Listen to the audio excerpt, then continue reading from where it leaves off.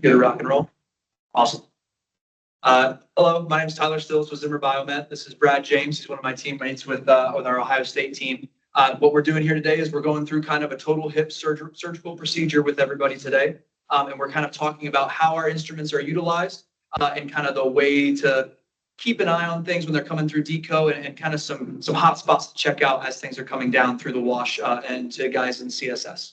I want to go ahead and start off by saying that while we represent Zimmer Biomet, and these are our instruments, these types of checks and things like that can be put towards other companies as well, whether it be Medacta, DePuy, or Stryker, and all the companies in between. These same types of things can be hotspots for their instruments. And so while ours, are our instruments, we can also be applying this to other companies as well. With that said, we'll kind of go through a total hip. So right here, we have our bone model. As you can see, we kind of have our pelvis up here, and then we have our femoral bone coming through here. Now, obviously, we don't go as low as here for like our total knee procedure, but we work kind of at the femoral neck and then in the acetabulum for the most part. A lot of times with hips, the first thing that's going to happen is exposure. So we're cutting through skin and we're getting down to the actual bones. And then once we get to that point, we put in some retractors and we're ready with our first step, which is our neck cut. For that, all it is going to be a saw. And what people are starting to do is we can go ahead and lift this up. We're going to hold it just like that. So what guys are doing is they're looking for this area here, and what they're looking at for the most part is about a finger breadth away from that femoral neck. And so they're kind of like measuring almost with their finger to this point, like right here, and then they're making their cut right through that neck there. So I'm going to have Brad turn it this way for me just so I can see what I'm doing. And what would they do is they just cut right through here like this.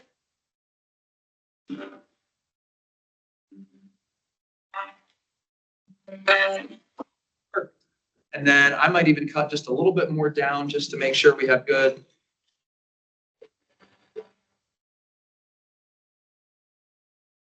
Perfect.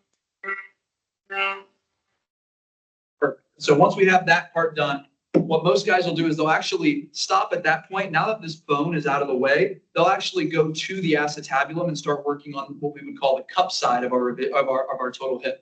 And so with that being said, we'll actually set this bone down and we'll work on the acetabulum. So as you can see here, we have a pelvic model. All we're really worried about is this cup here. There are a lot of nerves and a lot of things like that. So that's where those retractors come in handy for the doctors. But once they get all those things kind of set aside and we're looking down into the bone, their next step they're going to do is reaming. Now, reamers are probably the number one thing in a total hip that just eat up bioburden because that's what it's made to do. It's made to chew up bone and get it out of the way so that our actual implant can replace that area that we're trying to ream away with the instrument. And so a lot of times the acetabulum will kind of be down on the floor like that.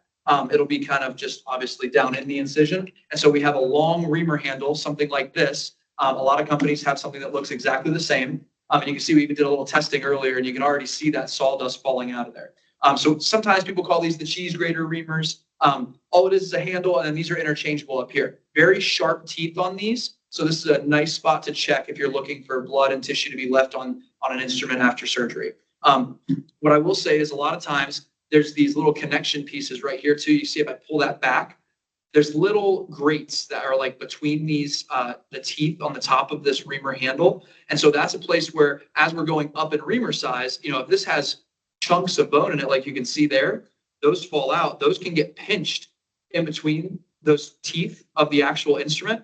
And when that happens, it just gets chewed up and left in that instrument. And so as we're switching up and up and up, it can get compacted even more tightly down into there.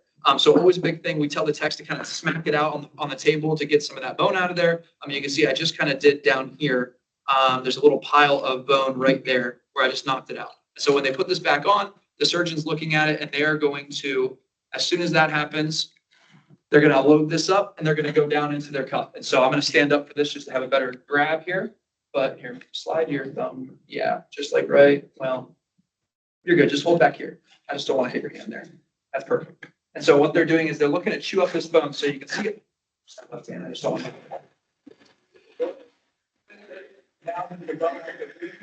So again, I've only done it for about 5 to 10 seconds right there. But when I pull this reamer out, it is chock full of goods from that acetabulum. So you can see now, show them the bone model. You can see where that red is now. We've gotten down to what they call bleeding bone. Bleeding bone is what we want for a cup to go in as our implant. You can see in my reamer, that has a lot of bioburden and a lot of tissue and bone in it. And if I dump this out on the table, it's going to have a nice little, almost like a big snowball of bone.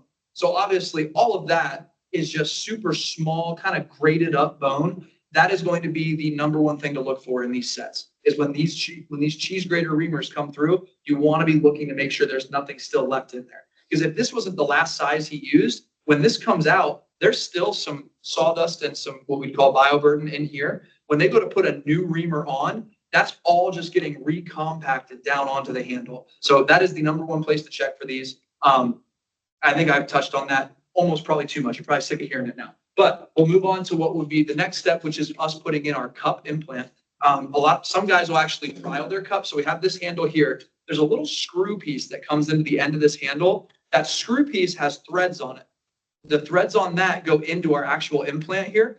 And so you can see if we have any type of tissue or blood on there and we go to screw it into the cup, into our little threads kind of here right in the middle, it's going to just compact all that right back in. So if we go to push this down on, and then we go ahead and attach our screwdriver and we screw that in, so we got a nice snug fit. That cup's now locked on there. It's not falling off. And then what the surgeon's going to do is he's going to line up with his actual reaming there, and he's going to go to impact this down in. Got our mallet up here. Keep a nice hand on that. And so this piece, they hit it about that hard, maybe harder in the actual surgery. Once they have a good fit on there and they like how that feels, they can actually unscrew this handle. And what happens is you can see that gray cup actually gets left in. And so that's our final implant essentially when we have that in there. And so you might say, oh, there's a little bit of overhang as it's hanging out over the bone. Sometimes we want that. It kind of depends on the patient's anatomy and depends on what we're going for in the actual surgery. With that being in, the next step they would do is their liner impaction. So we have a piece of plastic that goes in here. It's kind of like a cup in a cup. So it's a smaller little plastic cup. And we put that in there to kind of reanimate what would be like cartilage in the acetabulum. With that being said, the next step the tech does, see how I still have this screwdriver attached to this handle? This handle immediately attaches to one of our impactor balls, this silver ball here. There's different sizes, but for the most part, 36 is kind of the norm of what we've seen, kind of across the board with orthopedic surgery.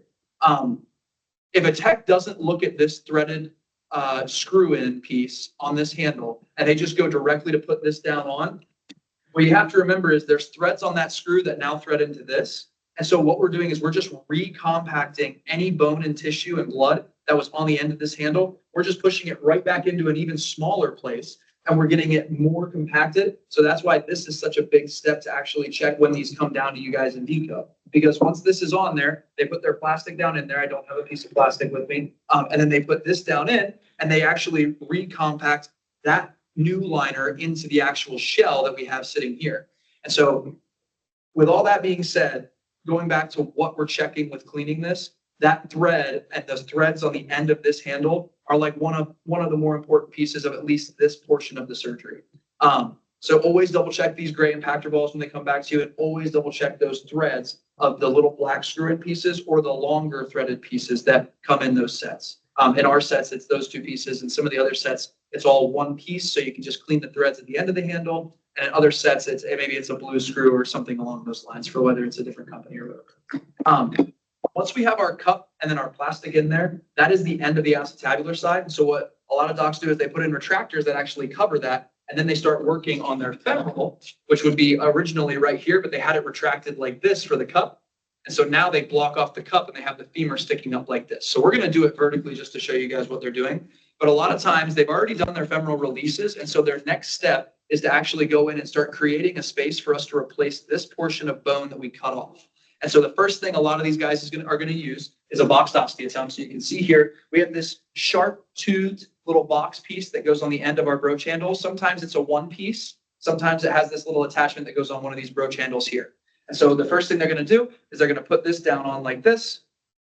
They're going to start to take away some bone with a mallet.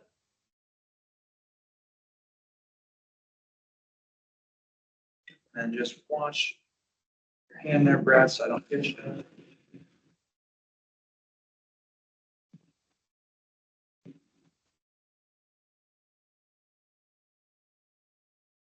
Perfect. And they're just looking to create a little notch there to try and get some of that bone free for them to get something like this. So we call this our lateralizing rasp. There's also a straight version of it that just comes on a T-handle. We have that one here.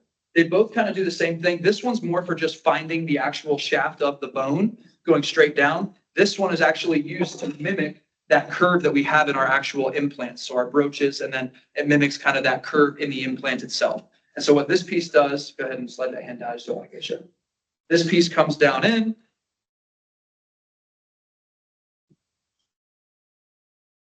Sometimes in these tighter bones, they'll even take a mallet it down in to get it started.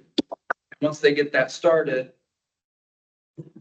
they'll find the canal, and you can see it starts to go in a little bit easier. And they'll kind of work that back and forth to clean out some of that bone to find that canal. Not coming outside there, am I? Perfect. So there, you can see it kind of drop in there. I just want to make sure I didn't hit anybody's hand. And from here, they're actually working it in and out, using it to clear out some of that bone. The reason I'm putting such an emphasis on this is because as they pull this out, you can see how much sawdust. I mean, I changed it from gold to white right there. And so this is going to be caked with bone and with tissue and bioburden as they're coming out of there. Now that we have that open, I'm going to actually open that with a box a little bit further. So let's go here.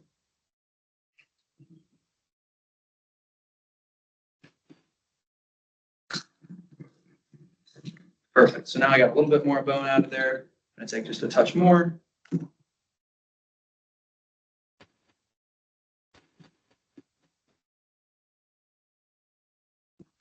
Perfect.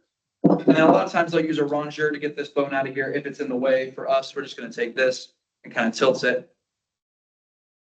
It should be able to pull that bone out of there. I might even just push this down.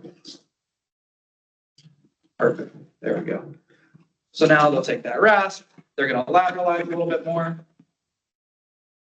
clearing out a little bit of that bone just to get that broach in there. So again, double checking the teeth on this. Those sharp teeth can hold bone really hard. And then as well as the actual sharp ends of this, which can kind of keep a piece of bone stuck in the middle of the boxed osteotome. Once they're done with that boxed osteotome, they're going to come in with their broaches. And so a lot of these systems start with a starter broach. Oh, some guys don't start with a starter broach. It doesn't matter. There's not a huge difference between the first couple sizes of those broaches. Those almost look the exact same, but this is a starter and this is actually a one size broach. So they'll start with that starter broach. They're going to come in here like this, and they're going to start malleting that one down in.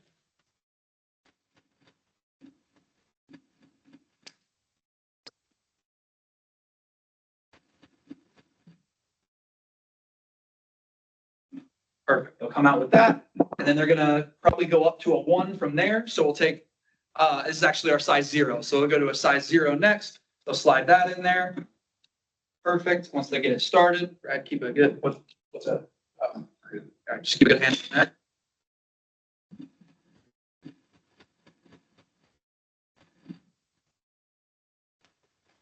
Woo. Got some noise. Not making a lot of noise.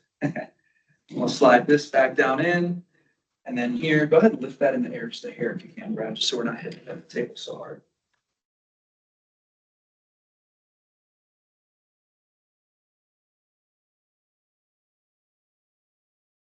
We'll work that back out of there for a minute. So once they have that stem sitting outside there, let's go ahead and work it down a little bit.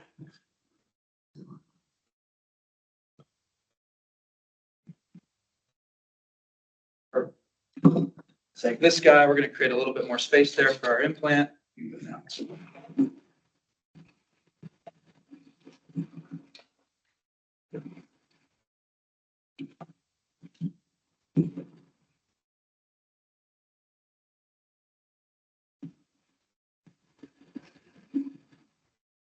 Perfect. Take that size 0 once again. We'll slide that down in, and then we'll mallet this down to where we're level with.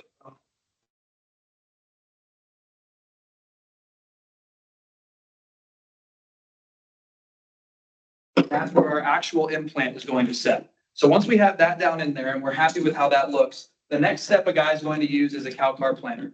So when he goes to his Calcar planer, what we're trying to do is we're trying to level out the bone that's around the collar of this stem. So you can kind of see there's some bone kind of holding over the edge right here. and we want that to be nice and flush. So they take this Calcar planer device, it goes down over top of the stem, and it reams away some of that bone. Now, this is another great example of a piece that can get caught with some stuff, with some sawdust in it. And so when we pull this piece off of here, you can almost see like the sawdust right in the very middle, and that's where that piece goes right over top of that brooch. This is a strong place to check because it's always going to go in when the stem is still in the body. And so we're going to be going right over top of blood, tissue, and any type of bone that's still in the area while we're reaming it away. This also has sharp teeth on it, just like our cup reamers did. So it's another good thing to double check. There's nothing just kind of wedged between the teeth of this actual this reamer here. Once we are happy with how our stem looks in the bone, we could then take our neck trials. So this one is a standard offset. There's 3 of these normally in each set. These ones have another place that bioburden can hide, that little hole right there that goes over top of the trunnion. When we pop this on there, that's going to set just like that. And then they have a head. For this purpose, we're just using this white 40 head. These heads have a little bit of teeth on the inside as well. That's what helps it connect to the actual trunnion here. And you can almost hear like an audible click when you pop it on there. And so that click is it's locking around there. Well, this is still in the body, so there's blood and tissue all around that trunnion. This is another great place for that stuff to hide when you're done with the case. So always keep a double check on those head trials that come back too. Once that pops on, we then have this ready and docs are ready to trial. So what they're doing when they trial is they're testing the length of each head versus our cup and kind of how we have changed the anatomy of the patient. Because the whole process, the whole purpose of us doing this case is to relieve the pain and restore kind of the function of what's going on in the body. And so what they'll do is they'll relocate everything. So we'll have this sit down in the actual acetabulum, and then we're double checking to make sure it's not going to shoot out on us. We're making sure it's not too long down this way. We're also making sure we didn't shorten them too much, because if you're walking around with one foot being 3 inches further down than the other, you're going to actually start having residual hip pain in the other hip. And so as we're going through that, that's what the different colored balls in the tray mean. So there's like a +3.5 or a -3.5. And each one of those, you can either add length or take away length. And then you can change the actual neck you use. So that's why there's multiple necks there. That's why all those things are in the tray. They all function the same, and they're pretty similar amongst companies. But like I said, the big thing we're looking for is we're checking all of those connection points, because every time we connect a piece in the body, we're going to be squeezing blood, tissue, bone, whatever it may be in there. We're pushing it all and compacting it down into these small little small little holes. And we want to make sure that those are clean before we're turning over the set and getting it ready for the next patient. I want to go back to one thing with the brooches. So once the doc likes that, the first thing he's going to do is take everything back out. Obviously, the cup stuff stays in because those are our real implants. But he's going to take out the stem, he's going to take out the neck, and he's going to take off that head. The big thing with these brooches is they kind of work on a tunnel system. So you can see there's like a small hole going through the side of the brooch, and that goes all the way through to the other side. There's also a small hole right about here where the actual handle has kind of like a little bump on it that it connects into that brooch, and that's what helps lock it on. With that being said, when this is in the body and we take that neck trial off of it, we take that black neck, for example, off, we now expose that hole where blood and tissue can sneak down in there. If we go to then attach our brooch handle to take this stem out of the bone, it locks in there pretty good. Now we've just compacted more and more bone down into the small hole of this brooch. The best way to get this brooch clean is I've seen in Deco, whether you guys have like the spray nozzle or whether it be some kind of wire brush or anything like that you can sneak down into that hole. It works as a tunnel. So if you push down through that hole, it's going to come out the 2 side holes on either side. So as long as we get something down through there that pushes the blood and the bone out, then you're going to be clean, because it's a one-way street. It goes straight down and then out the sides. And so squirting a little water down there, looking at it from the side, squirting some water through the side hole, those are 2 great techniques in getting these cleaned. And like I said, most companies' brooches resemble this exact same design. So it's a good thing to double check that, and then all of your connection points. So the brooch handle kind of at the tip of that's a good place to look for bioburden as well. And then where those reamers were connecting to the top of our brooch, that's a great spot. And all the way back to where we started with our reamer and the reamer handle, where those teeth of the reamer handle kind of connect to lock this in. That's a great place to look for where you're going to find bone and blood. Once the surgeon's happy with that, he puts in the final implants and he calls it a day. Just to recap a little bit of what we talked about, going back to those connection pieces, those are the biggest things to hit when you're looking at those reamers. And then going to the brooches, double checking that the sharp teeth on these pieces are clean, and then making sure that that tunnel system is cleaned out through the brooches. I love a technique I've seen used at offsite here recently. I love seeing the broaches out of their positions in the tray, because that tells me that somebody at least was going through and looking at each broach individually. Whether they ended up in the correct spot or not, as long as all 12 are in there, I'm happy with all 12 being in there and clean. And so I think that's a great strategy too, is once you go through it, you can kind of set it backwards in the set, or even leave it loose in the set, or, if it's got a spot, put it in the spot. But I love having those little checks and being able to see like, oh, somebody did look through each broach. I guarantee we're all good. And most of the time we are. So those are some good techniques. Just to recap, I'm Tyler with Zimmer. This is Brad with Zimmer. If there's ever any questions you guys have, feel free to reach out to management. They can reach out directly to us. I think my number's plastered around here somewhere. And you can just reach out. And if there's any questions or any ideas you guys have on improving, reach out to us, let us know, and we'll see what we can do working together. Thank you.